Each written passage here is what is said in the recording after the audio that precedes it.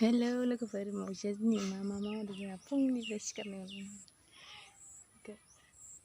बोरमा गलार खालामनो मिथिगोन बोरमा ओमफ्राय दा मा मावगासिनो आं थांगासिनो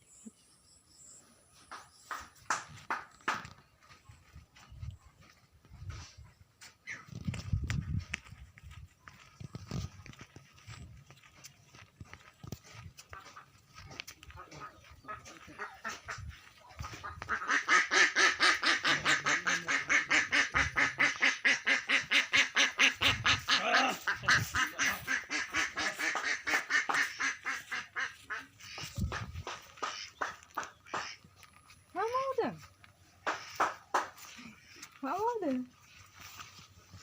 वा नै मावथिया नै माबा जावग्लिगासिनो देजागोन मा खालामनो दिस्टार्ब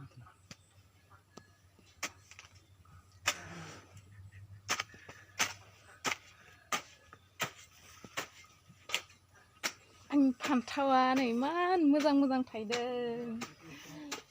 अमा बेदरजों गोथाव जायो अमा बेदरजों नै आरो नैया थाइसे गोरलै थाइसे फान्थाव बिथिंबो फान्थाव बिथिं मैथा गोखै गोखा नैयाव दा दुन्दिया फोनो नागिरदों जोंहा दुन्दिया आंलाय गायदोंमोन मैया दाख्लै बायना लाबोनाय अमायानो एरग्लुंजोबनानै नै फांसे फांनै फांथाम फांब्रै फांबा सयताल'सै नैथिंबो दंमोन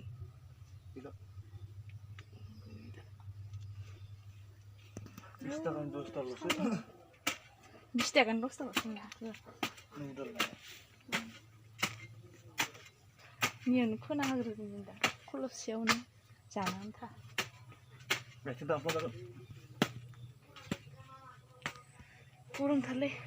सान्दुं गोसा गोलोमजोब्बाय नै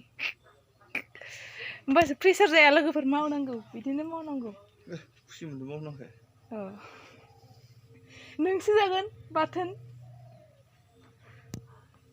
बिसो जागोन बाथोन बुरजा बुरजा गांजेमा एंखावरि सिंखावरि